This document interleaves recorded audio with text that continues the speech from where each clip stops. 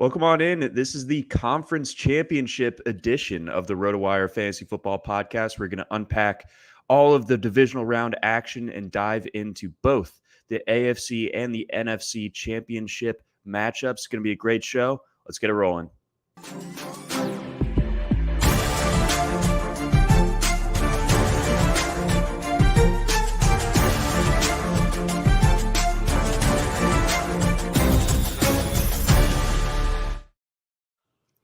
Welcome on in. This is the RotoWire Fantasy Football Podcast, NFL Conference Championship weekend upcoming. I'm your host, John McKechnie, joined as always by Mario Puig.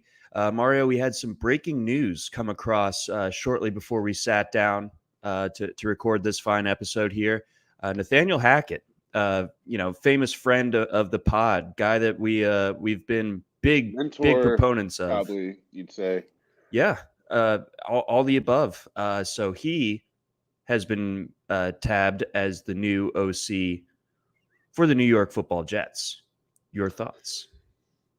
Man, it's a lot to sort out, and I would wonder, how this happened. It's not obvious to me that this would be for any particular reason necessarily. Like, it could be for a variety of reasons, and it could, of course, be as simple as what I would imagine most people are kind of flocking to right now, which is looks like the Jets are trying to get Aaron Rodgers, or they're putting the option on the table for themselves, at least. I don't know. That could be the case. It could be some kind of, they view it as like, well, we got to fill the offensive coordinator role with somebody. Why not?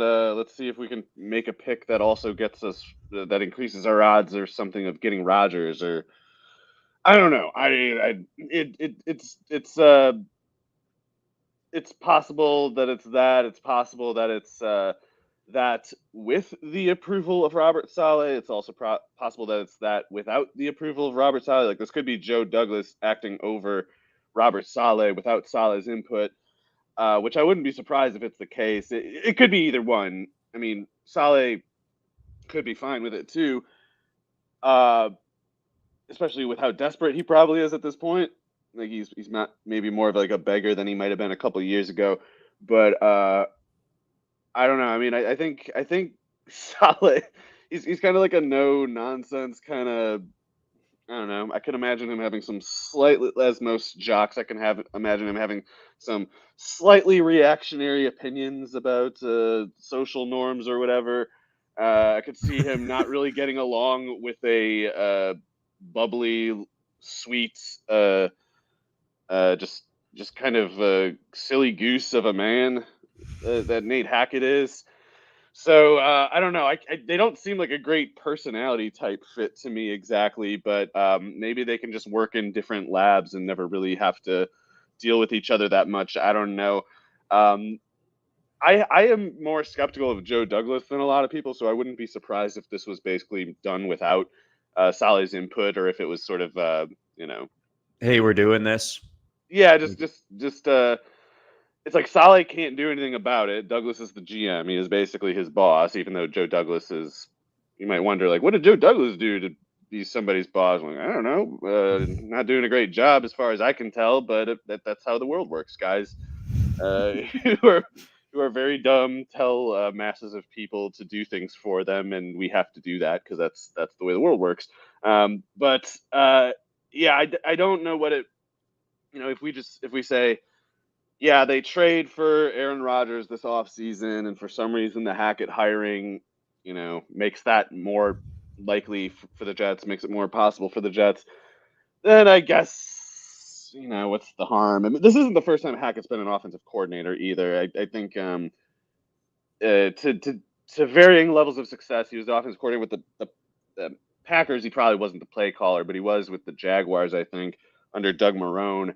And those Bortles offenses, it's like, I don't know, they're bad for the most part, of course, but I don't know how much of that had to do with Hackett specifically. My take on Hackett as a schemer is that he's one of these guys who he probably is a decent positional coach or whatever. He probably runs a decent practice. He probably teaches the concepts basically well, but I don't think he's a thinker of any sort. Like I would imagine he's just the kind of a good soldier coach who's just sort of learned from his dad the way you're supposed to do it, and he believes in truisms, and he believes in sayings like this is the way you do it, and he doesn't consider the possibility that the thing that he's been taught to do is not the only way to do something. And so I doubt he has any sort of like um I doubt he has any kind of like insight or adaptability. I think he just kind of was taught a certain system, uh, is competent at running that kind of system for the most part, but can't do anything else and can't elevate anyone. And so,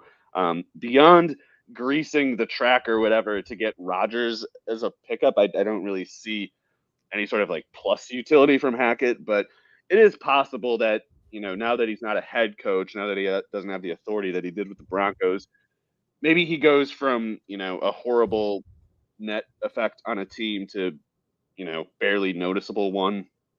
So, in the event that they don't pull off a Rodgers move, I guess we're assuming that they will have a quarterback other than Zach Wilson next year. But say it's not Aaron Rodgers. Like, is he going to be able to get enough out of this offense? I mean, it seems like outside of quarterback, there is enough there for the Jets to have a competent offensive system. But can he pull that off? Right. I was actually pretty low on Michael LaFleur. He's really young, so I wouldn't be surprised if he gets better at some point. It's easy to forget Sean Payton, when he was much younger, was the offensive coordinator for the Giants and had his play calling taken away by Jim Fossil, and Payton eventually still turned into a guru type. So maybe Matt LaFleur, is it Mike or I can't even Mike LaFleur? Matt LaFleur Mike is is the the Packers. Mike LaFleur, the younger one who doesn't even look like the other LaFleur. He might turn out okay despite getting fired for Nate Hackett, but I do think the Jets showed some kind of alarming personnel judgment on offense, and I think LaFleur was the kind of guy to sort of hear about or read about some cool cutting edge thing and then just kind of like indulge the premise without really mastering it before. And specifically, he had a couple good ideas. Like he was really committed to running up tempo, and he really believed in like stressing the defense with tempo. And I certainly believe in that too. But he wasn't really he wasn't spending enough time, in my opinion, looking at the sum of personnel that he had and make like an honest effort to figure out the way to maximize all of it cumulatively. I think he more so just kind of would go, go into the office thinking like, we got to get this guy. We got to get Braxton Berrios the ball. We got to get Braxton Berrios going. Like, no, you don't. If you think You that, don't. you're lost. You got to go back to work. Start over. So he'll have the chance to grow from it and come back a better version of himself. But I wouldn't be surprised if Hackett is kind of like a better, or like not better overall, certainly not better in the long term, but in the meantime, he might have some sort of kind of stabilizing effect that LaFleur might otherwise struggle to establish. Oh, the other thing, LaFleur being the kind of guy to believe in like hot hand logic, hot hand whatever at approach at running back, and being convinced that Zonovan Knight was better than Michael Carter. Like, man, you just saw these guys playing in the same conference like a year and a half ago. No one watching North Carolina and North Carolina State had any trouble telling who was better between Michael Carter and Zonovan Knight. But LaFleur, maybe it was just out of desperation. Like maybe he didn't believe it either. Maybe he was like, I don't even think Knight's any good, but I'm just gonna mash any button that I can to get a better result than what we've gotten. That's kind of one of the things that's like, yeah, fair enough, I guess, but also that's not good enough. You gotta Right. come up, you gotta scrape something together better than I pressed the other button. What do you want me to do? So I think Hackett could bring more like fundamental soundness, if nothing else. And if he's calling plays, I mean, he'll probably be some version of not good, but the truth is most play callers in the NFL are some version of not good. So it in the end, it probably won't be a big deal, is my guess. I mean, Okay. Understood. Well said all around. It doesn't really move the needle for me too much either. And then one more OC note or discussion point. If you were the Ravens, who would your wish list be? I don't know. It's almost got to be someone from like the college ranks or something. And I don't. God, I don't know. I feel like the answer is likely to be someone that Harbaugh doesn't necessarily have access to, and so I don't know what's the answer going to be if it's you can only choose from people who you know are 2 degrees removed from Stanford coaching trees or something, which is apparently the main criterion, or else I don't know how else Greg Roman stuck around this long, but I've said before, my dream coach for Lamar Jackson would actually be Chip Kelly. So what I think would get Lamar the best return for his abilities is an up-tempo approach. The tempo is just for both for like a general source of stress for the defense, and because it's specifically a way to test their conditioning depth in the run game. And so, in the Greg Roman offense, it's a problem to have J.K. Dobbins and Gus Edwards and get them enough work. In a Chip Kelly offense, they both get enough work because you're getting to the line so much faster. You're snapping so many more plays that you do need 2 15-carry running backs. It's not like you have 2 capable of taking 15 plus carries and you have just 15 each, maybe 12 to 15 each game to get between the two. With Chip Kelly or somebody like that, you'd be testing that run strain that Lamar, of course, presents, and those running backs, I think, with tempo at their side can maximize their usage and efficiency both. And then I want to play off that threat, big, fast at receiver, tight end, striking downfield when it's there, but you run to get those corners up, and then you go deep, that kind of thing. And I think Chip Kelly does all that stuff really well. I thought Greg Roman couldn't have been much worse at it. So in a way, I think almost anyone would be an upgrade, but I am worried. It's like, what if it's going to be like David Shaw's quarterbacks coach or that some would crap be. like that? I would be. So yeah, it's either that or it's going to be like some Cam Cameron doofus, some guy who was like a failed offensive coordinator who started as a quarterbacks coach in the 90s that John Harbaugh still has in his Rolodex, and it is a Rolodex, John. And I don't know what. Again, I do believe that just about anybody would be better than Roman, but I am also getting like preemptively angry about how unnecessarily weak whatever the hiring will turn out to be. Like, if it's somebody I'm just terrified it's going to be I don't know, like some I guess they already did Morning Wig, didn't they? So they can't do Morning Wig. I was gonna say Morning Marty Wig. Ball. That literally happened.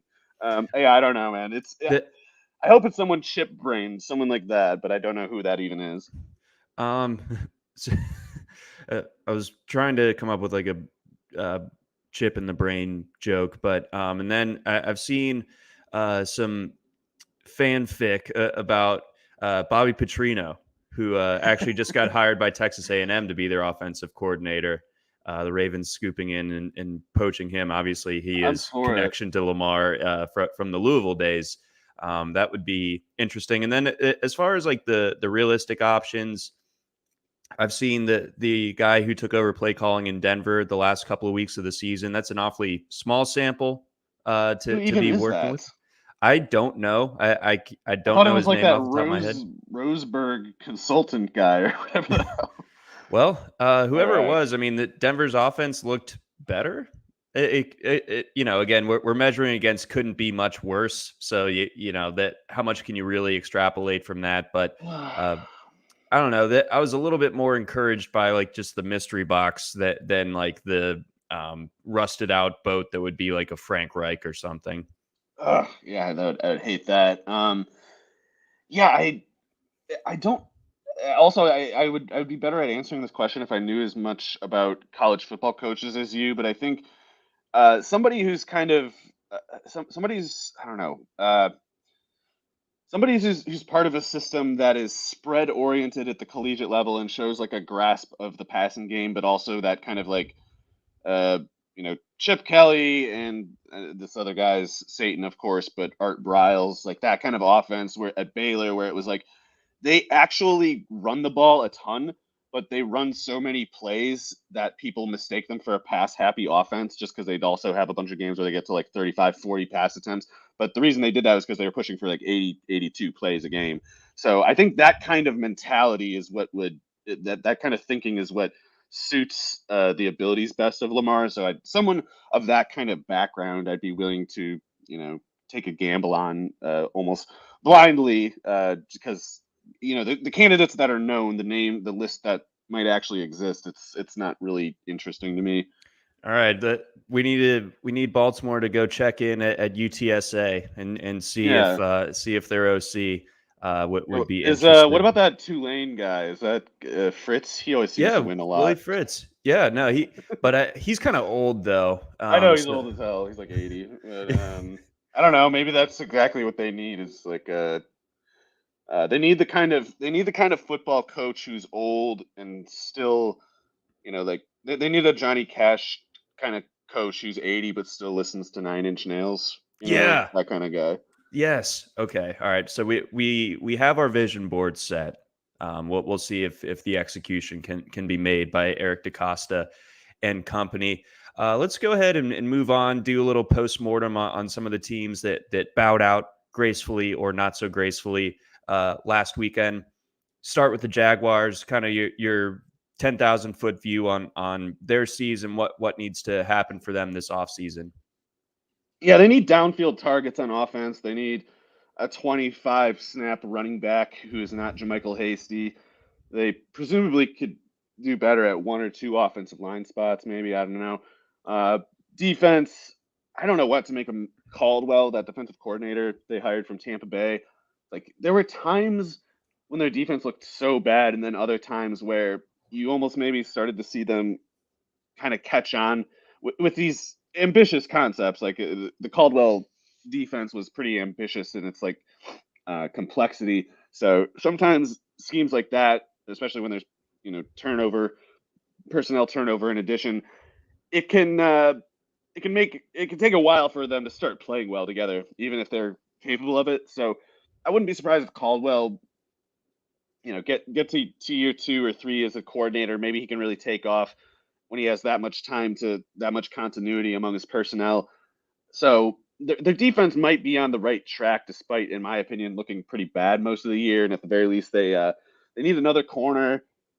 I would say they could use better linebackers, but Trent Baalke already spent so much there that they can't do anything there forever now. So they're spending a ton of money in draft capital at linebacker for probably at best like average returns. That's a pretty big setback. So they need more. They need a lot more in the pass rush. Actually, I mean, I wouldn't be surprised if Trayvon Walker just kind of goes nuts someday. But he's still very young and he's still like unrefined, so they can't really count on him. They can't really count on him to be like. They need him to be like an occasional sort of like force of nature, not like a play-to-play kind of like anchor of the defense. And yeah, there's something going there. I mean, I like Doug enough. He over the course of the year showed the ability to kind of figure things out, which sounds like a low bar, but it's really not, or at least it's something you can't take for granted with most of these coaches. Doug, he might have a wrong idea, but when he sees it doesn't work, he won't say, "Guess the players failed me." Like he'll say, like, "Okay, guess we'll try something else then." And most coaches just go, "I got to get these guys. These guys suck. I need better players." It's like Doug at least goes like, "Well, what are these guys even good at?" And we'll be open to new ideas over the course of the year. But they got to get Marvin Jones off the field. If they had DJ Chark instead of Marvin Jones this year, there's a chance they beat the Chiefs. Like they really would have had a shot. But there's right now no vertical element in the Jaguars' offense. The vertical Ridley element doesn't fix that necessarily, does he? No, he doesn't. And what he does, I will say he definitely is so much better than Marvin Jones that it'll have like a transformational effect anyway. Sure. But the way you get Trevor Lawrence to really go insane is you got to give him the vertical threat, because Lawrence will toy with the defense, and he's got a little bit of like that Mahomes kind of thing where he'll toy with the defense and he can just kind of access any level of the defense. He can set up throwing pockets from anywhere. He can move, set up a new pocket somewhere else. And so he doesn't even need like freak receivers so much as he just needs someone who can get to a point B at a certain amount of time that he can, calibrate in his head and develop a rhythm in response to. So in the case of Mahomes, all he really needs is Valdez-Scantling. And Valdez-Scantling, his speed dictates certain reactions and alignment details from the defense, which Mahomes can look at pre-snap and he can't really make Mahomes can't make Valdez-Scantling like a star receiver, but he can use him to figure out so many things and dictate so many things that from that point it just becomes a matter of like Mahomes' judgment, and given his ability to access any part of the field and his ability to almost always correctly deduce things, like he just puts up numbers automatically, even with receivers who aren't really stars. And I think Trevor Lawrence can absolutely be that same sort of thing, but they still don't have the speed. The speed is Jamal Agnew, who plays 15 snaps a game and gets like 5 targets and 3 carries on those 15 snaps. So it's like he Right. goes It's in a the game. huge tell. Yeah, the defense just immediately is like, hey, they put in Agnew, let's kill him. It's like they will never be wrong for gunning straight at him when he's on the field. So anyway, they've got some good personnel. It's like Christian Kirk, I think, is the real deal, and they still use him too much. They were too dependent on him as a vertical threat. Like they still wouldn't use Evan Ingram downfield, which I still don't agree with. I think that guy should be running basically just posts, corners, and drag routes from wide alignments. He should not be running anything that brings him back facing toward the quarterback. He should never be, I don't know, he should never be like running a curl at any depth. And the longer the depth, the better to me.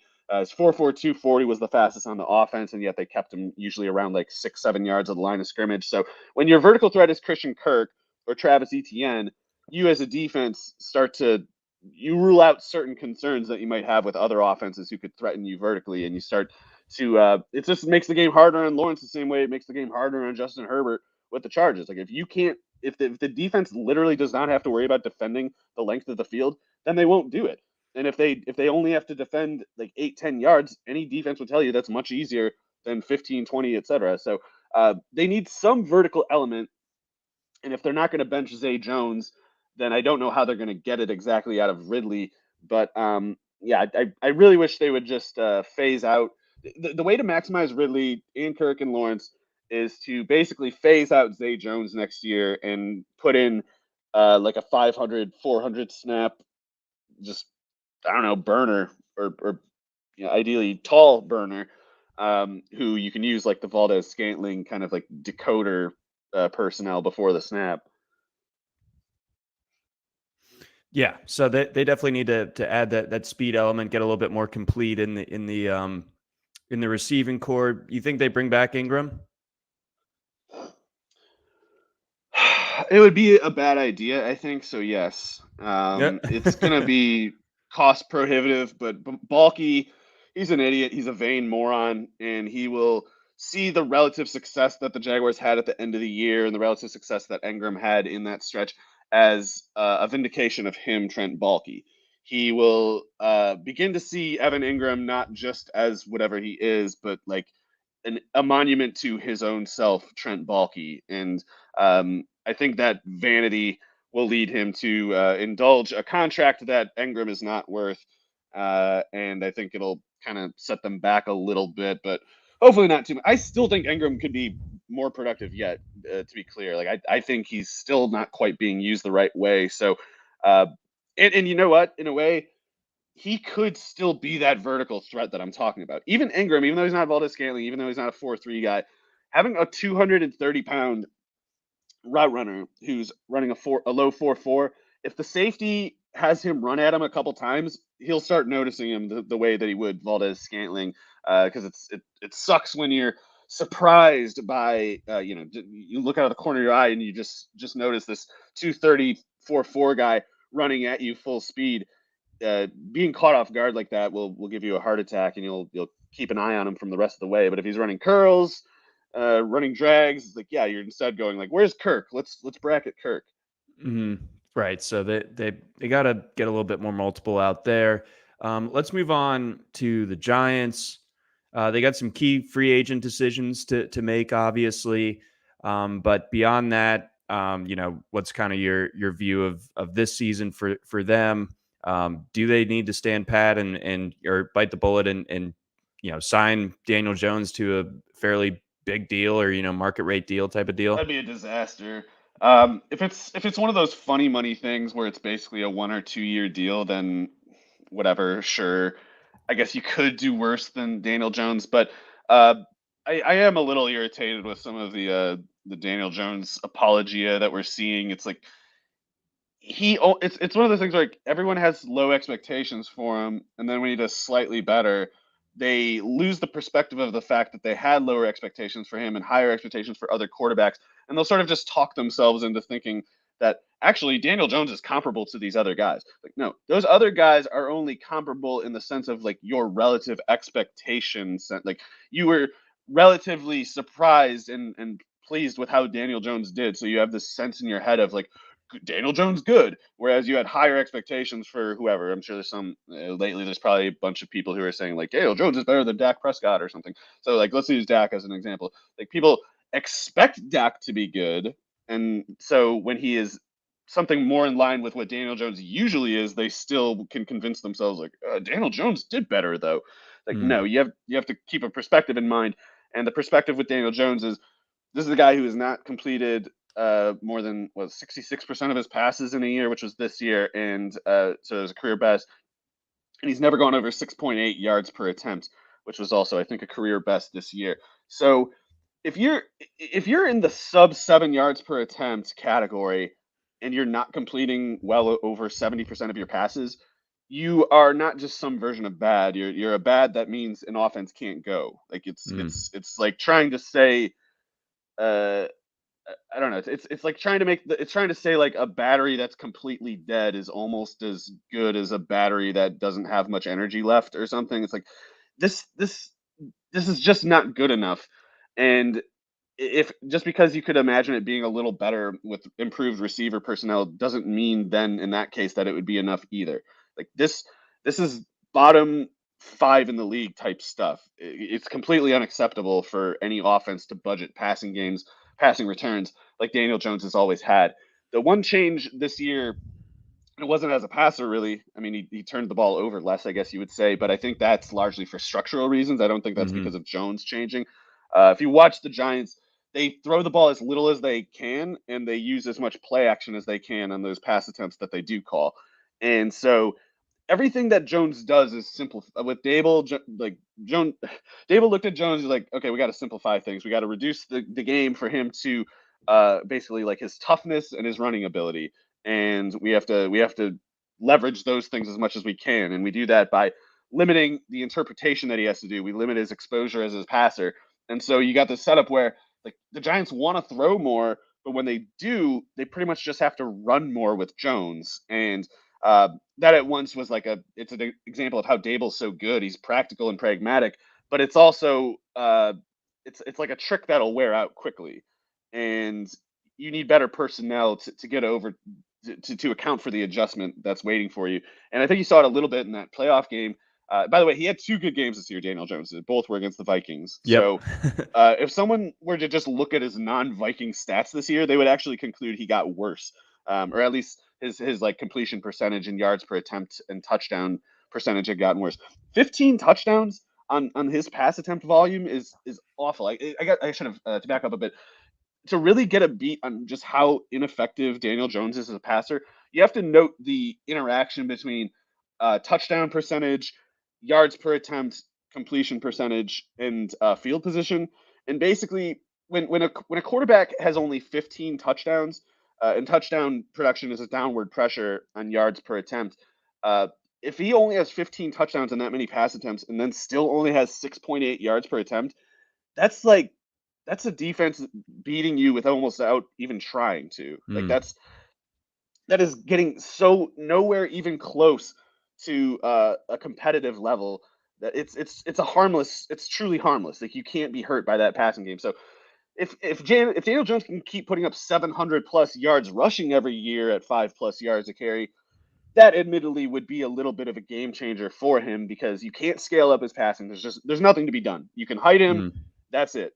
If you expose him further, you're just going to get wrecked for it. So that's the danger there too. Is like if they do keep him around and they do get better receivers and they say, hey, Daniel Jones has better receivers, we can throw more now. Guess what? You can't. You still can't throw more. If you might get you will get better returns on the passing you're doing, but if you try to throw more with Jones, it's just going to go badly. We know that. And I bet too that the fumble count in particular was just kind of a high BABIP thing. Like, Yeah. if he has like 8 fumbles in his next 10 games, I don't think that should surprise anybody. So if you're asking, like, is Daniel Jones better than like I don't know, Malik Willis or something? Like, yeah, he's better than that. So I guess if you're phrasing the situation for the Giants as like, are they going to take Daniel? Are they going to go with Daniel Jones or a absolutely horrendous rookie quarterback Yeah. prospect? Like, okay, I guess Jones, but why do we have to limit ourselves to that? No, exactly. All right. So that's a good like kind of cautionary analysis on Jones because I do feel like the word was perfect, apologia for Daniel Jones, and he just simply wasn't a or We thought he would be the reason they had a bad year, and he wasn't. So like yeah, yeah. people are just going like, I guess he's good now. Like, you don't have to think that way. You don't have to chase the little when someone throws the jangling keys, you don't have to run after it. Right. The Vikings games too, in particular, like those do stick out in people's minds. I feel like the one in And December, and Dable then Dable Mhm. had the Donatel and such a sharpshooter. It's like you could put in Chase Daniel or whoever, and they would have had about the same result. So all right, that's all right. As far as the Giants go, yeah, I think that we will see not a ridiculous contract, or definitely one that's kind of smartly drawn up on the Giants side of things. I think that they probably know deep down that that this year is about as good as it's going to get for him. It's probably not going to get a ton better, even if you put better pieces around him. So yeah, I could see it being something where like the guaranteed money runs out by like 25, and they're Yeah, ready to go do something else. think of the headlines and the general tone of around the contract Rodgers signed, and he's already movable. It's like you heard the contract is like Rodgers and the Packers come to an agreement on like 3 year, $150 million contract, and you must think like, oh my God, the guaranteed contract, the guaranteed dollars must make it impossible to move that contract. And now here we are in January of 2023, and if the Packers designate Aaron Rodgers as a post June 1st trade, they'll actually save like 1.5 million on the cap. So if you see that if the Giants sign Jones to some kind of like would otherwise seems like impossibly expensive deal, it probably just is not that actual. It's probably not actually that expensive. Yeah. All right. I definitely see that. Let's open the can of worms that is the Buffalo Bills. Yeah. Well, Oh, uh, it's open already. Okay, I let- was giving you time to open the can. Yeah. it's open. It's open. Oh I God, thought this last week's stinks. game I hate these was things. it was inexcusable for the Bills. I think that there's been so much coddling, I guess, of Josh Allen and the Bills. I think that they're a team that the general public can root for because they've never really gotten to the mountaintop. They've gotten painfully, perilously close. And then, in recent years, after, a really long stretch, like almost 2 decades worth of ineptitude, they have a guy that you could see potentially getting them to that mountaintop in Josh Allen. And, he's made strides from where he was as a rookie and a second year player to where he is now. And you see the game last year, the classic out in Kansas City, the second year in a row that they had lost to Kansas City in the postseason. But it felt like, okay, this is the Bills' year. They go out week one, they just trounce the defending Super Bowl champions in LA. It's like, okay, wheels up. Allen gets hurt, bangs up the elbow against the Jets mid-season. Never really recaptures that. But I think that bottom line, the Bills just kind of were built in such a specific way where they weren't able to do anything if Plan A didn't work, which was Josh Allen just being Superman, and he wasn't Superman last Plans week. A through E or F, I would even say. Like it's just anytime something goes wrong with them, and I don't know why this didn't strike me as like a more concerning statement when I said it at the time, but on the radio uh, with Jim or Joe, I can't remember. It was like I just thought, what happens when Josh Allen doesn't go? They always ask Josh Allen to go. It's Mhm. like when Josh Allen can't do something, they say, okay, ask Josh Allen to do more then. Like that's it's just categorically a dead end kind of set of reasoning, and it's yet it is not unfair to say that's what their actual approach was. No, I mean, it was, and he. I couldn't quite find a clean search to look this up without having to like go through like every single box score from the year, but the amount of times that he must have been their leading rusher or within a couple of Oh yards yeah. of leading them in rushing this year must have been about half the games, if not more. Not overly sustainable. So they've, I think the argument is going to be that this offseason that, oh, they need a running game, but they just, spent all this draft capital on James Cook. Are they going to get back to it? It's like, well, that's a bad pick. Don't make it worse. Don't compound it Yeah. by avoiding fixing it. So whether it's free agency or whether it's going for another day 2 running back, they need something that's more consistent in the backfield to take some of that pressure off of Josh Allen. And then I think the other thing, I don't know, what do we make of Gabe Davis? Have we been kind of like oversold on the weapons that Josh Allen has at his disposal? I don't think so. I mean, I know people fixate on drops and things like that, but I just don't care. I mean, But one of it those was plays too. last week, that was just Cam Taylor-Britt making an incredible play, Yeah, the when I one see down the people sideline. I saw people complaining about Gabe Davis, and I'm like, I'm sorry, this is cope, this is tilt by Josh Allen super fans, and if you need to find a culprit out of this group, and if you need to make Gabe Davis of all people the culprit, then you're not even good at finding the rat in your own crew. It's like it's Isaiah Mhm. McKenzie who's killing this offense, and it's people won't have the perspective. They won't do the research, which I understand enough, the research part of it. But it's like if you just look at the Bills stats for a few seconds, it shouldn't take you long to figure out where the weak link is, and it's not Gabe Davis. Gabe Davis is being misused, I will say that. They're using him in a role that doesn't suit his abilities, and I don't know what the reason is for that exactly. It's like the Bills Does are Ken Dorsey suck? I Is don't that think possible? so. I mean, or at least I don't know. I have no idea how to tell. And to be fair to Dorsey, they did this under Dable too. They used Davis as like a downfield specialist, and like that. Go watch Gabe Davis at UCF. He catches balls all over the place. They use him at all depths, and he was a workhorse receiver, which is to say they had to get him underneath and intermediate targets, which the Bills almost categorically rule him out for. Their approach is basically like we'll try to get Diggs going at the first 2 levels, and if he's covered, look for Davis. He's at the 3rd level. And when you run a 4.5 4.40, you can't be a 3rd level specialist. You can be in the 3rd level off of double moves. You can be in the 3rd level in hurry up situations. You can be in the 3rd level off of play action. If that's your default area of operation, you need to be running a low 4.4. You can't access that depth fast enough to come into play in route progression So do you think often enough. Oh, sorry. do you think that that's an extension of their Josh Allen hubris where it's like, well, he can get to the 3rd level because Josh is going to be, running around trying to extend the plays back there, therefore giving Davis enough time to get to that depth?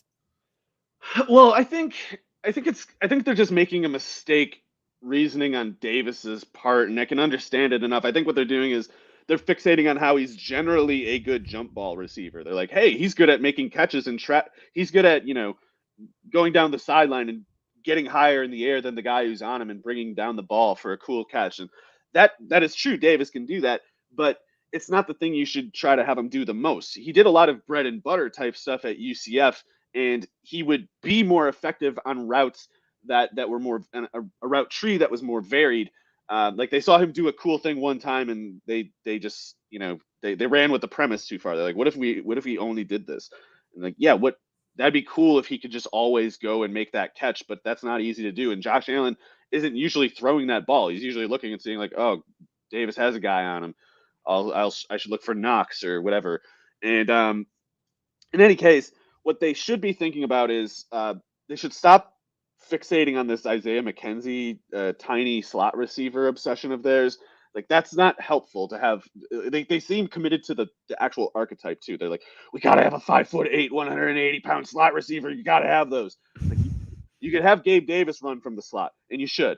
Not all the time, but they should switch it up. Is what I'm saying. He's capable of making the downfield play, but only, or rather, most particularly when the defense is concerned about other things too. And at UCF, like if you didn't cover him underneath or in the intermediate, he'd eat you up there, and then he'd make a big play downfield if you tried to shore up your underneath coverage. Whereas with the Bills, it's more like you just sit deep and wait for him. And the ball won't go there very much because Diggs is going to get 12, 15 targets, and McKenzie's going to run 40 useless routes and get 6 targets himself. So it's like if you're a defense, like, okay, so for those remaining 12 targets, it's either got to be Knox or Davis. They don't throw to Davis before 15, so don't worry about that. Like you just start zeroing in on certain tendencies, and you can kind of build a custom defensive scheme in response to the Bills' offense. And I think if you're building it smartly, you can make it really tough on the Bills if you can contain Diggs. Which to back up a little bit, I think the Bills were hurt really badly in this game by the snow and the weather, which is inexcusable. Right, it's like it's like a conventional excuse for the game going the way it did. But when Brandon Beane, he's done a good job, I think. But I also think is one of those guys who probably reads like 538. He probably reads like he probably talks with like Thomas Dimitroff or something. Brandon Beane probably has like Eric Eager's phone number or something. These kinds of things. these kinds of red flags. He believes in like Tesla, things like that. So he's susceptible to all like postmodern data brained idiot culture. And I think you see that in the construction of their offense, which is clearly it's centering on like the theory of like passing game, maximize the passing game. You don't need to run. If you do run, have a tiny running back who sucks so that you're not tempted to run. Like have tiny running backs who can't do anything, and then that way you won't be tempted into the the sin of running the ball with a good running back that you gave a livable wage. So they're like, we gotta get these crap running backs who suck and catch passes and are tiny and can't do nothing. And that's why they spent that second round pick on James Cook. By the way, to be fair to James Cook, did anyone notice his actual returns as a pass catcher this year? Because were they not good? The whole theory with James Cook and the justification for his awful profile and the indefensible selection that the Bills made was that, hey, these dinosaur backs that you guys like so much, these 230-pound dinosaurs who can't catch the dang ball, they're on the way out. This is the new breed. And James Cook is going to fit the NFL even better than he did in college because he's just like ahead. He's so ahead of the time. You don't even know he's good, dude, yet. He's like so ahead of the time. He hasn't even tried to be good yet, and it's going to be nuts when he gets in the NFL where his actual abilities are valued in the future. And he's going to be a great pass catching threat. And this meat-headed stuff that you care about, running for short yardage, running 20 times in a game, that's over, man. We got the new Eckler here in James Cook. And watch this, guys. 32 targets for 180 yards. He caught 21 of 32 targets. That's what is that, like 66%? Yep, 65.6%, 9.4% drop rate. Really not a whole lot of yards after the catch either. 5.6 yards per target. So 0.656 times 5.6. What is that, like 3.4 or something like that? So if you think of it this way, James Cook was like less effective in terms of if you multiply. So I call the I don't know, someone probably calls it like success rate or something like that. But if you take the completion percentage times the yards per target, you get the effect, like the in effect yardage per usage, more fair in my opinion than the yards per target figure, which is just on the targets. This is accounting for the failure rate, which is a third of the time. And like think about the cost of that. A third of the time this ball hits the ground. And when you do catch it, it's for 5.6 yards per target. You need to have that up like by 9 or something to be worth it. And by the way, I'm leading into a point that is not that James Cook is a bad pass catcher. I don't even think he is. I think there's something to do with the structure of the Bills' offense that makes it impossible for running backs to catch passes. And you saw going into this year, there's a lot of this about Josh Allen needs help from the running backs. Those damn running backs are betraying him, and they're not helping him enough by doing the one thing they're allowed to do, which is catch passes. They shut their mouth and catch passes and never open their mouth. That's what they're okay. That's what it's okay for them to do. Anything else is wrong. And James Cook, thank God, will start correcting that issue. And it's like maybe it's possible instead.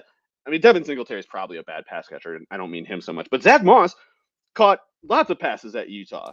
And what did he do in the Bills offense? Nothing as a pass catcher. So I saw that as concerning for Cook, but this still turned out way worse than I thought it was going to be. I thought Cook was going to be a vague disappointment. I remember that one kid was just saying like he's going to be rookie of the year because of second round draft capital in the Bills Oh yeah. offense.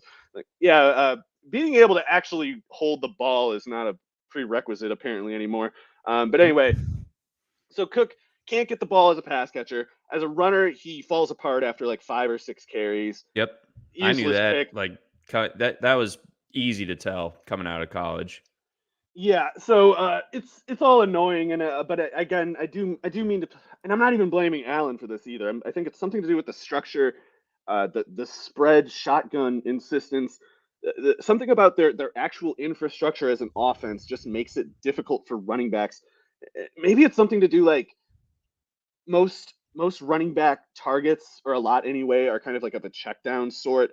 And at least when I try to recall Josh Allen dropping back to pass, he doesn't seem like a check down quarterback ever. Or like No. the closest he gets to checking down, it's like the slot rep, the Cole Beasley rep or whatever. Every time he throws to a running back that isn't in a scripted setup, like a screen kind of setup, I feel like it's more like the play is just dead and he's kind of like unloading the ball. Yeah. So I'm not saying James Cook is actually responsible for that figure, but it is even worse than what Singletary put up. It explains why Moss couldn't do anything as a pass catcher. And just as importantly as any of those things, if there is something to this, then it means they can't do anything about it. That they can either change the structure of the offense, they can change the order of Allen's progressions, but the idea that they just gotta put a J.D. McKissick in there and that'll fix everything, like that's nonsense. It's a structural issue, a structure that they built by choice. I think that's the hardest truth about all of this is like, do they really have the ability to adjust on the fly going into next year and really kind of like overhaul everything, or are they just going to run this back exactly the way that they did this year and last year and the year before, and just hope that it's somehow a little bit different, despite the Chiefs being just as good if not better next year. The Bengals, obviously, they're not going anywhere. The Jaguars are about to be a problem as well. It's hasty to say that the window's closed. I don't know if that's the case, but Oh no, it's at the very least though they could really use a dome is what they could use. They built this team as if they play in Los Angeles or Miami or something. Like, you are a Buffalo team. How is a Buffalo team? Do you have that Mac Jones game last year or this game in the playoffs where it's pushed around? we didn't have a chance. It was snowing outside. You're from Buffalo. Yeah, like that was. I mean, if you're like a Buffalo fan, like I feel like part of like the mystique is like, oh, we play somewhere that's like borderline uninhabitable. We just got to avoid the first round. We got to avoid home field advantage. We got to play on the road in the playoffs so that we can get some decent weather. Yeah. So I don't know what the way forward is for the Bills, but I thought that was a good breakdown there. And then the defense could get better too. And sorry, I just want to say that I think that I'm not blaming McDermott for this, but I do think that obviously if they had Von Miller, it could have been a different outcome. So Snow, Von Miller, those two things, that could be enough for the Bills to get to the Super Bowl in an alternate timeline. But yeah, they got it. The run. It's also on the run defense that you see that ideology of indifference toward the run games. Like they couldn't. You called that last week beautifully. I mean, I didn't expect it to go like that. Otherwise, I would have tried to find a way to put money on the Bengals, But yeah, it's like they're indifferent toward running the ball on offense, and it shows in the play calling and the personnel. And on defense, you don't really see it so obviously as in close games, because usually Josh Allen just takes away the running option for the other team, and then it's no big deal. But if Josh Allen is not Josh Allen, it all falls apart, even the defense. I mean they got bullied a little bit. You talked about their linebackers, a little bit overrated, potentially smaller. And then no Von Miller meant no pass rush. So therefore, the big narrative going into last weekend's game was like, well, the Bengals are missing 3 of their starting offensive linemen. You couldn't tell. Tell at all. Not to go on too much of a tangent, but a way you make a bad offensive line look less bad is by running a lot. And not just because it tires the defense and everything else. It's just an easier task to do, which is why you'll see on the Falcons roster this year, you're going to see some higher PFF grades than any of those guys have ever had in their lives, especially Caleb McGarry. And it's basically because they started running the ball so much that the fact that he sucked as a pass blocker just started to not really matter much in practice. And Yeah. it's not easy to do it. It's, normally if you just run the ball and get no certain thing out of it, you're just making your own loss arrive that much sooner. But when you actually have the leverage on the field positioning and the flow of the game, like the Bengals did, it's a pretty reliable way to hide a bunch of bum linemen. It sure is. We are at 50 minutes, so we should probably get into this weekend's game. Sorry, Cowboys fans. I'm sure you've heard and felt enough this week. We'll touch on the Cowboys. We'll be fine, Yeah, Cowboys fans. Don't worry about yeah. it. It's only been 30 years or whatever. And it's next year. Next year is definitely For the sure year. the one, for sure. But before we get into the conference championship matchups, quick message from our friends over at Blue Wire. All right, let's get things rolling, Mario. Let's start off with the NFC Championship game. Kicks off at 3 o'clock Eastern time on Sunday. We got the Eagles, 2.5-point favorites against the 49ers. This line has not budged very much, if at all. Your thoughts on the spread there? Does that make sense? Is that about in line with where you'd see it over under in this one, 46.5, so up about a point from where it was earlier in the week. So slight indication that there's going to be, a little bit more scoring than we initially expected based on the total. But, either way, close game that we're expecting here with Philadelphia, home team, of course, coming out on top. Yeah, so I am not a bettor. I don't know any of the general rules that should be heeded, about like road team of this spread, rookie quarterback this spread, whatever there might be to normally account for. So when I look at spreads, all I can really do is defer to the really inexact idea in my head about how roughly good they are, and I'm like, Eagles seem sure. Let's call it 2 points better. I don't know. Fine, whatever. I don't disagree with it. There might be something that I should be able to notice there beyond that, but I don't. So it seems fine to me. But I am a little surprised that it's not 3. Like I would have thought that the home field, 3-point rule would dictate that these would, as roughly even teams or so, I would have figured it would be just kind of 3 for the Eagles. So I guess you could say if it's less than 3 for the Eagles, there's some amount of momentum, market momentum toward the 49ers. And despite looking at the raw betting totals, it seems like most of the betting volume anyway, maybe not money, is on the Eagles. But like sportsbooks do presumably have to keep in mind like the public opinion anticipation on a line and how that Yeah, could affect. it's about 80% on both the volume and the money as far as the Eagles go. That's interesting. That makes me like the Niners more.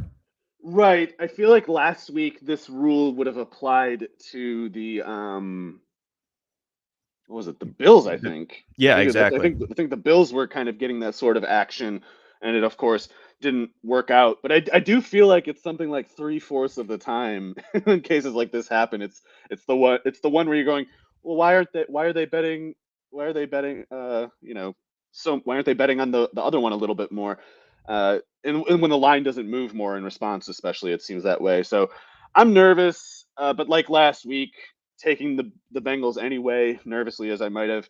I'm sticking with the Eagles. It's not that I want to pick against the 49ers. I really don't. In fact, a couple weeks ago, or at least before Jimmy Garoppolo's injury, I would have picked the 49ers as my favorite to win the NFC. I just can't see it with Purdy, and I really am a Jimmy Garoppolo critic. I don't want to make it sound like I think there's like some unbearable drop off from Garoppolo to Purdy, but Purdy has not done that much. And I don't mean that as a criticism of Purdy either. It's like he almost went undrafted. He's a 7th round rookie. He shouldn't be asked to do much at all. So that he isn't doing much at all, I don't mean to make it sound like it's a failure on his part, but it's a reality that they can't get something out of him if they need it. or at least if they do need something from Purdy, they're already pushing their luck. They're already getting into a dangerous place. And I think you see reliably over this short time that Purdy's been the starter, you see Kyle Shanahan correctly trying to hide him and trying to keep him underneath 30 pass attempts per game, trying to uh, hide him a little bit during high leverage situations, and trying to make as much of his work as a passer off of play action, off of other various helpful setups. So I do think that there's a pretty good chance in this game that the 49ers need the quarterback to do more than they've otherwise asked Purdy to do to this point. And if that happens, I just see that as trouble for the 49ers, and not in any way that I would ever hold against Purdy. Like it's not lucky that he's gotten this far, but the degree to which it's improbable is not a reason to believe in him further. It's a reason to worry about regression or just kind of like reality, reappearing as you previously knew it. And so with Jalen Hurts, in my opinion, much more. Oh, looks like the internet monster got John. I assume he'll be back soon. There he is. Whereas Jalen Hurts, in my opinion, is like a battle-tested, legitimate quarterback for a game like this. The 49ers just have to hide Purdy the whole time, and I guess it's possible they do that. I mean, if the 49ers defense is lights out and Jalen Hurts has a meltdown game as a passer, we know the 49ers run game can bludgeon anybody if enough time. But the Philadelphia run defense is a lot better than it was earlier in this year. Like Jordan Davis, Linval Joseph, and Ndamukong Suh, those guys definitely shore up the run defense, and in a game like this might be deployed even more than they normally would, and that might make things tougher to run for the 49ers than they're accustomed to, at which point, if it were to get to that point anyway, you're going to have Purdy and his pass catchers, Kittle, Debo, Ayuk primarily. They're going to have to do something against this Eagles coverage apparatus, which has Darius Slay, James Bradbury outside. That's about as tough as it gets. And Chauncey Gardner-Johnson's probably better in the slot than Avonte Maddox had been last year or most of this year. So I see a lot of trouble for most passing games against the Eagles, and it's just the 49ers are no exception. So I need the defense. I need the run game to bail out the offense, to offset that slack. And I think it just comes down to Hurts. Like Hurts, I do think has limitations as a passer, and I do think you can get him to have some really rough games. Of course, last year especially, there were some games, entire halves of games where it's like Hurts just looked like he couldn't play in the league. And adding AJ Brown, Devontae Smith being in the second year, that pretty much took care of that. But I think Hurts, limited or not, has about as much help as Brock Purdy does on the other side, and I'm worried about both quarterbacks, but I have to worry more about the rookie who basically went undrafted and is playing on the road in this game. So I think Purdy's tough. He's certainly poised. I mean, the one thing that he actually has at an elite level is poise. I don't think the setting is going to scare him that much, but it's kind of a lot for pretty much any quarterback, but especially a rookie, especially seventh round rookie, to go from a situation where everything is kind of favorable all the time and kind of helpful for you, and then all of a sudden the difficulty level goes up, not just as the pressure goes up, but it's like you got to go on the road too. I don't know. It seems like to me that the Eagles are a little maybe disrespected in the current spread, but I'm not exactly eager to pick a winner in this game, so it's not like I'm gonna argue with anyone about if they were going with the 49ers there. I certainly don't want to underestimate them or overestimate the Eagles. I think it comes down to the quarterbacks, and simple reductive reasoning or not, I kind of prefer the veteran who's done a lot more lifting for his offense. It's like that's the other thing. As much as Hurts has limitations, like he does real lifting, he has certain weaknesses that you got to cover up. Like Purdy just kind of has to hang around and not do anything. And if they need him to do something, they might not like the results. So I'll go with the Eagles. I don't know I don't want to speak on John's behalf too much, but I would imagine he's kind of leaning the Eagles. But hopefully he can get online here and we can just ask him, and I don't have to speculate on what he thinks. But I'm going to start moving on a little bit to this Chiefs Bengals game just to kind of stay vaguely on our original schedule. Chiefs now listed on covers.com as +1. John, is that you? Yeah. Oh, John's back. John, who do you like in the Eagles? Oh, Give me 1 second here. okay. All right. Oh, he's gone again. I think we can assume that the line being Kansas City +1 is 100% in recognition of Mahomes' injury, which is frustrating. Of course, the timing of it is pretty annoying. You would have liked to have had this happen in September or something, but he's apparently practicing fully. Uh, I don't think that he really is, or at least if he has a high ankle sprain, he's not practicing fully. Maybe he doesn't actually have a high ankle sprain. I don't know. But if you have a high ankle sprain, you are not practicing fully. You're tinkering with the definition of what practice is, and it's basically he's probably doing walkthrough kind of stuff. So that's a real problem. It meaningfully inhibits their game preparation, their game planning, and as much as Mahomes is not truly a running quarterback, as much as he doesn't need the run threat to propel his passing numbers, there are still times in games, and I would imagine they happen even more in the playoffs, where the Chiefs offense just needs Mahomes to bail them out somehow. And in those situations, maybe they don't happen often, but when they do, we take for granted that Mahomes usually just breaks the pocket and gets a first down somehow, and then it goes back to the previous script. But what would happen if he doesn't get that first down? What happens to the script then? This game might kind of be the answer to that question. And I would much more like the Chiefs' chances of withstanding this injury if they had a competent run infrastructure. I don't think they do. I think that would really hurt them in this game. If Mahomes is limited, I just point blank take the Bengals because if there's any sort of slack, if there's any sort of lifting that needs to be done that Pat Mahomes can't do, it doesn't get done. It's not a question. It just won't get done. So because they can't get anything on their ground game, even against weaker defenses, and because the Bengals' run defense is probably one of the best right now, I think you're going to have a game where the Chiefs wish they could run the ball, kind of like the Bills, and they won't be able to, and they'll lose for it, is how I see it.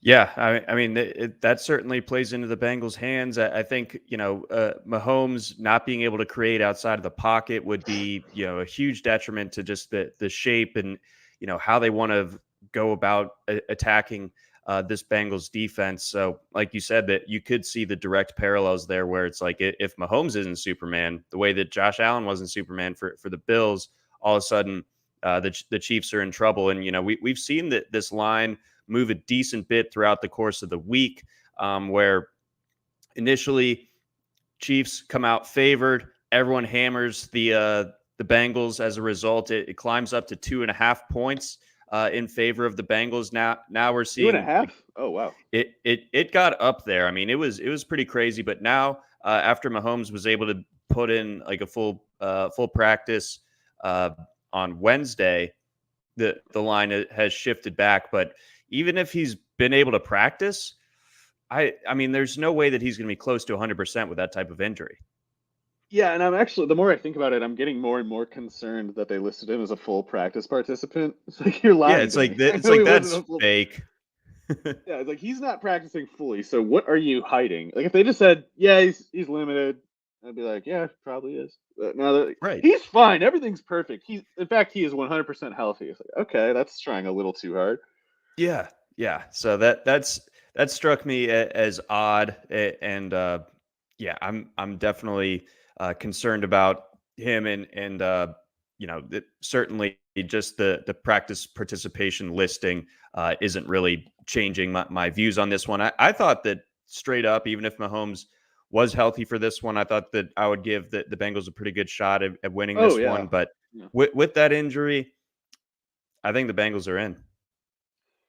Yeah, man. I will say I don't know what to make of the Chiefs' run defense. I mentioned before the Bengals Bills game that I kind of suspected the Bills were a fake run defense, and Mm-hmm. I kind of feel that way about the Chiefs too. But I will say their linebacker personnel is so much better this year than in recent years. Like they'd have those annually bad Chiefs run defenses, but it'd always be like Anthony Hitchens and like Ben what was that? Is Ben Neiman that one that like it was like an Iowa guy or something? Oh, Some yeah, some sounds familiar. some just or a Minnesota guy, crap Big Ten linebackers. Like those guys are not the linebackers that the Chiefs have now. Nick Bolton's done a good job. Uh, Willie Gay, I am of course still a Leo Chenal truther, but Oh, yeah, Willie Gay and what's his name Bolton Bolton. are way better than the Chiefs linebackers of yore. No, they absolutely are. Bolton's really good difference maker for them. Local guy, Missouri. So love to see that. But beyond that, I mean, what is the way in which the Chiefs can ultimately win this game? It would it because I think there is a difference in the ability to make the Bengals pay for their offensive line injuries with Yeah, Chris Jones and company than there was with Buffalo. yeah. I mean, I think Ed Oliver and Greg Rousseau are really disruptive, but they paid maybe a price for at least Oliver maybe paid a price for being kind of light, and Chris Jones. You can get guys under him sometimes, maybe move him around a little bit, but he's certainly not light. And No. if you don't have like a very competent leverage oriented blocker to stall him with, he can kind of wreck things. So I have no good sense of what to make of the Chris Jones factor. I mean, it's you always have to put him on watch for having just a total wrecker kind of game, and I guess he kind of did last year. What did he do against the Bengals last year? I feel like I think he was going pretty crazy, but the Bengals for their part, we're shutting down the Chiefs completely in the second half, and that kind of was the story of the game, really. yeah. So anyway, I am concerned about Chris Jones. I just short of him, I guess, like winning the game, I don't know how the Chiefs win it. I feel like Jones needs to have an incredible record game to do that, though. Like he'd need to wreck not just single handedly wreck the passing game of the Bengals. He would need to be able to make sure like they can't get any first downs and can't turn short fields into points reliably. So I don't know. Yeah, I gotta go with the Bengals, and I don't mean to make it sound like I'm not giving the Chiefs a chance. It's just that I feel like almost every conventional consideration you'd make, you call it advantage Bengals, and it's Mahomes or not. It's just tough for any team, and I could just be making the wrong assessments in that itemization there, but I feel like it's if we assume that it's correct to say that the Bengals have the advantages at quarterback, not because you don't have to believe Mahomes is that Burrow's anywhere good as Mahomes. I don't, but Mahomes on a high ankle sprain, it's not just Burrow who's better. There's other quarterbacks who are better than Mahomes right now, and that's almost never the case. Otherwise, it's never the case for the Chiefs. Otherwise, they don't win when Mahomes is not Mahomes. So Hmm. uh, I don't want to dismiss the Chiefs in the Arrowhead factors there. And I said earlier, like the Chiefs can't run. They can run with Pacheco, and they can do real, actual running with Pacheco. But I don't know how much that scales up, and I don't know how good he is, and I don't know if he's really going to play up against a defense like this one. I feel like Pacheco, as much as I kind of I wrote some like apologia for him as a draft prospect, it was always while conceding he's probably a horse blinder runner. You probably have to create the space for him. But if you do, what is left at that point other than the motor and the speed? It's like if the space is cleared, I don't see how he doesn't go. This is one of those exceptions to that. This is more like I don't see how the Bengals give him those lanes. And if he doesn't have those lanes, then I do worry about Pacheco just running into his own lineman over and over. And not just that, he's had a fumbling problem all year that hasn't gotten talked about much. And if Hmm. you put a guy, you know, if you put an almost undrafted rookie running back onto something this important, the stakes of this situation, I wouldn't want a running back who had 4 fumbles on the year going over 15 carries in this game. No, that definitely. But they need him to. If he can't get the 15 carries, they can't compete, in my opinion. So that sets up a tricky spot for the Chiefs because yes, like no matter what Mahomes looks like through the air, they're still going to need to run it a little bit more than they have. This might be a good spot for you to to get the last laugh on Jerick McKinnon, I feel like. I'm not laughing. I didn't This isn't pick funny. him up. Yeah, I didn't pick him up for the designated uncovered guy role, and I should have known that would be a thing this year. But yeah, also to be fair to myself, I did say all year long that if they try to do this stuff in the playoffs, they're going to pay for it. And I don't. I'm not happy that a Pat Mahomes injury might be the reason that turns out to be the case, but it sure looks like it could be. Because Yep. McKinnon's not doing anything. If they run with McKinnon, they lose fast. Yeah, because I mean he's not getting past the second level there, and if the field is kind of shrunk because of the Chiefs' inability to throw, then you get the safeties coming up. The safeties are getting run support. This becomes kind of a disaster Yeah. scenario for And Kansas what's City. funny, I think the Chiefs might have no idea what's coming for them. I think they really might believe like McKinnon's that good. Like they really do watch him just be uncovered over and over. Be like, wow, he's so good at being never covered. That must mean he's good. Let's not ask the defense about this. And then I guess I missed a little bit of your Oh, I didn't Eagles mean to Niners speak too takes. much on your behalf.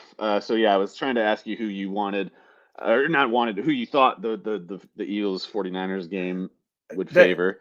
I'm going to go back and forth on that one basically until kickoff on Sunday. But my initial inclination is to go with the Niners. I know the Niners didn't look as good last week as the Eagles did in their game, but they were obviously playing a worse opponent, in my opinion, obviously between the Giants and the Cowboys. Duh. But I don't know. My problem with the Eagles a little bit has been what do they look like when they get punched in the mouth a little bit. They get shown a little bit of adversity, and I don't mean to say that in the sense of like, well, they had to play part of the season with Jalen Hurts sidelined. I mean more in the game. I keep going back to like the Washington Monday night game that they lost. Where they turned the ball over and their turnover differential was crazy before that game, and all of a sudden it's not going their way, and that they got beat by Washington.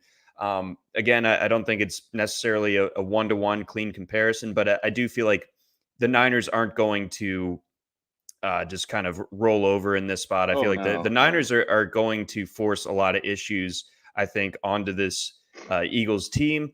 And how the Eagles respond, I think, is going to tell the tale of this game. If they can, absorb the body blows and keep going and do what they normally do, then they probably win. And I think that there's a chance that Brock Purdy turns into a pumpkin. That's obviously in the realm of possibility. But I also feel like the Niners have some fail safes built in.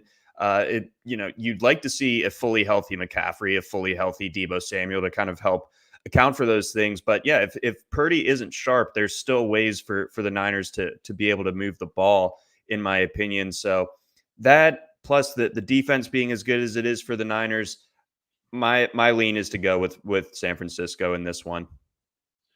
Okay, yeah, fair enough. What I was saying was I pretty much don't want to pick a side, but if I had to, I pick the Eagles. The way that I think it could go wrong for the Eagles is if they basically force Jalen Hurts to uh, I don't know. They need him to throw and throw badly. I just don't know how they get that to happen. Is the concern that I have. For what it's worth, though, if Hurts is just slightly off, I think that's enough for the Eagles to fall apart because I don't think they're going to be able to run at all. I think if they try No. to run, they'll just get nothing for it but heartburn. So I think if they throw the ball aggressively and spread out the 49ers and test their corner depth, I like A.J. Brown, Devontae Smith carrying the offense in that case, carrying Hurts if you need to call it that. Uh, but yeah, it's like on the 49ers side, if Purdy does nothing, they can still win. Whereas with the Eagles, if Hurts does nothing, they're just categorically over at that point. Yep, I think so as well. Before we sign off here, I want to throw this at you and see if there's anyone that you would be interested in for the anytime touchdown scorers for this weekend. So we'll avoid the guys that are minus money to get there, like a Christian McCaffrey, Travis Kelce, and so on. But any guys from this conference championship round that you could see getting into the end zone that you'd like to potentially throw a couple shekels on? For the plus money specifically. Yes. That's tough because I feel like the Eagles offense especially is so reliably channeled. It's just like, can I bet on AJ Brown or Devontae Smith at plus money? No? Okay. Well, who Well, then? you can get a little bit of value on Brown, up to plus 155 over on Okay, yeah, FanDuel. I'll take that. I mean, I think so part of why I went with the Eagles is that I do think AJ Brown is pretty much an inevitable player, and I think Hurts is a little bit not that he's a fraud. He's not. I think he is carried as a passer, and AJ Brown is the kind of receiver who, just because he's going against a conventionally tough matchup, doesn't necessarily matter to me. Like I think if the quarterback is upright enough to throw the ball, AJ Brown beats the corner he's against. Yeah, no, he does. So that there's decent value on him. You can get Devontae Smith at plus 185 over on Sure. FanDuel, 2-1 for Dallas Goedert. I'm definitely interested in that. George Kittle, I feel like, is another good one, plus 190 over at BetMGM. Let's see here. Deebo Samuel, plus 170 at a couple of books. That's pretty nice. Elijah Mitchell, a lot of variance on his, as high as plus 370 at FanDuel, but as low as plus That's gonna be 150 at we're talking BetMGM. 370. That's almost like one of those is that like you don't even really need to believe that it's gonna work kind of odds? Like you just kinda buy it for the odds alone. Yeah, Um I would say so. yeah, so Elijah Mitchell and Jawan Jennings are the guys I would say. Like there's no reason to think either one scores specifically, but they're both capable. And it's like sometimes touchdowns come down to not really the guy beating anybody as much as the defense kind of just missing them. Like you might see Jawan Jennings catch a wide open play action touchdown or something. Yep, and you can get that at like 6-1 at a couple different spots. So that's certainly, if you're in the anytime touchdown market, keep an eye on that one. Of course, that's going to wrap it up for us here. Apologies for the technical difficulties. Thank you, Mario, for running through the full NFC Championship breakdown with me, having a technological breakdown over here. I'm actually going to have to run over to my other computer to close out this show here. But again, for Mario Puig, I'm John McKechnie. Thanks for listening to this edition of the RotoWire Fantasy Football Podcast.